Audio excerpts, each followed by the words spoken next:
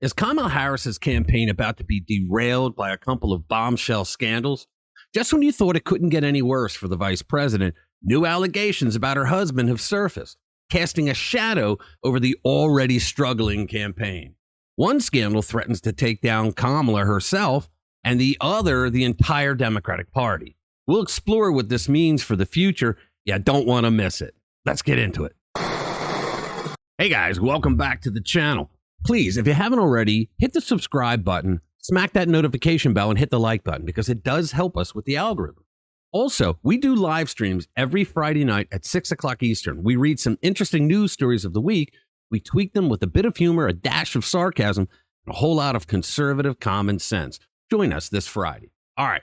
So, just when you thought the Kamala Harris campaign was out of surprises, think again. A new scandal has just erupted, and it might be the final nail in the coffin for the vice president's already teetering campaign. And it's not even about Kamala directly. No, this one involves her husband, Doug Emhoff. So here's a fluff piece that Jen Psaki recently did with Emhoff. Wait until you hear what she says about him boosting him up to be man of the year. It's actually quite disgusting.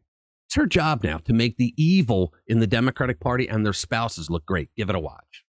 Something that has also been an important part or an interesting part of how people have talked about your role here is how your role has reshaped the perception of masculinity. And I'm not sure you planned on that, but you are an incredibly supportive spouse. Has that been an evolution for you? And do you think that's part of the role you might play as first gentleman?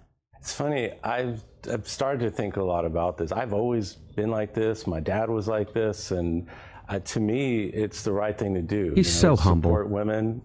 It's mutual. Like with Kamala and I, we support each other. We have each other's back. And I've said many times when we lift up women, we support women, whether it's pay equity, childcare, family leave, and all these issues that, this post-Dobbs hellscape, women should not be less than. Women should not have less rights and be treated differently.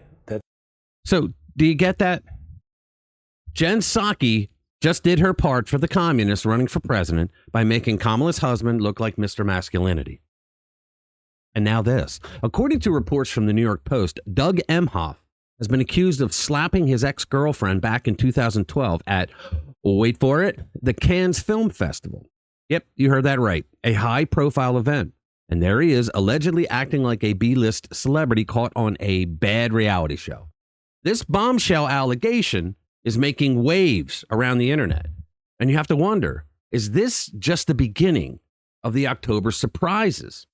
It's said that Emhoff's girlfriend was visibly upset after the incident and called a friend in tears. Multiple sources claim to have corroborating evidence, including photos and documents to back up the story. But here's the kicker, right?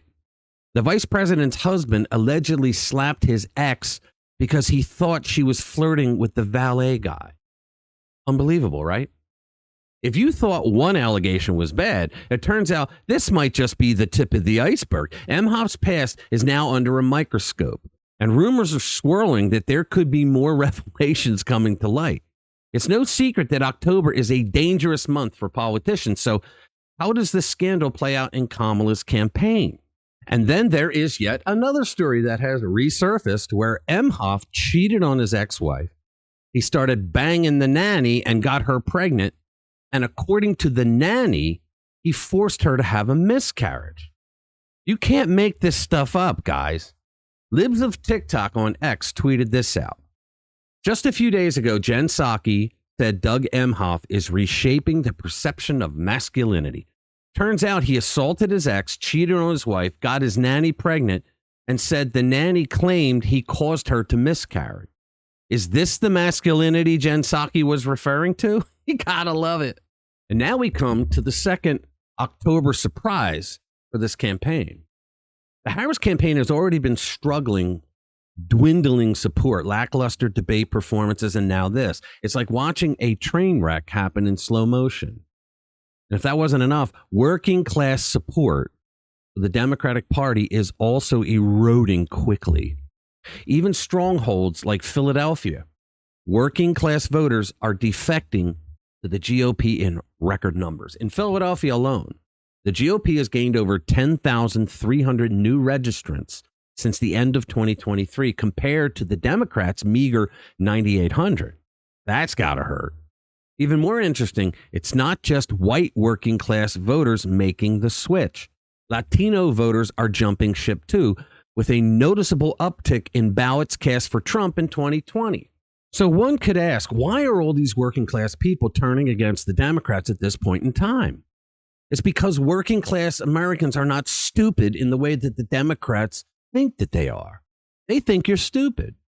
They know when they are taken for granted. They know when their leaders look down on them like they are scum of the earth. Kamala Harris recently gave a press conference for the victims of Hurricane Helene, where she said that they had worked it all out for the people in the hurricane states that have lost everything. They have so far gone for days without water, without food, without a house, without any communication, no medicine. People are reporting that FEMA wasn't even on the scene for the longest time, and now DHS Secretary Alejandro Mayorkas is saying that there's no money left in FEMA for hurricanes, that they spent it all in this season. This is the same federal government that can come up with money for any damn thing they want at any time, like giving $25,000 to illegal aliens so that they could put money down on a house or start a business, or for giving billions upon billions of dollars in student loan debt, making the rest of us pay for it, or sending tens of billions of dollars to Ukraine to fight a war that didn't have to happen and that we have no national interest in anyway. Yet they crap all over working class Americans in certain situations. What situations, Rich? So here we have Kamala saying that they got their act together.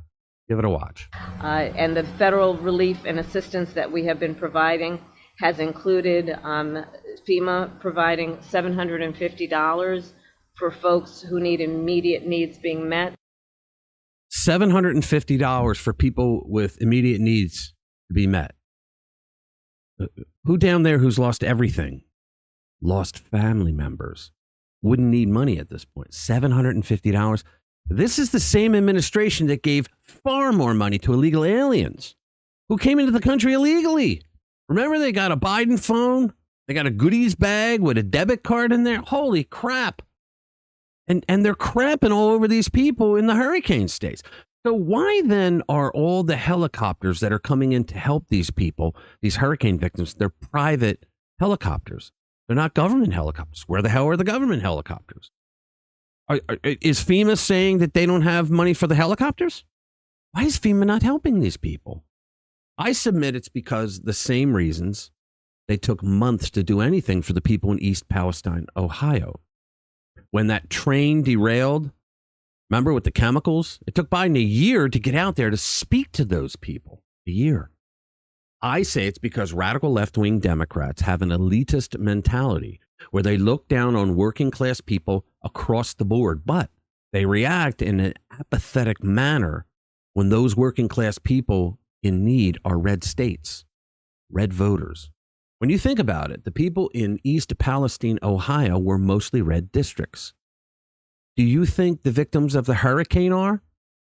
They're mostly red states. They're mostly red districts. So these elitist Democrats don't give a damn about them, and they're acting accordingly. So what's the takeaway here? Kamala's campaign is facing an uphill battle with these scandals that are hanging over her like a dark cloud, one after the other. And the Trump campaign has really nothing to do with it. This is all on them.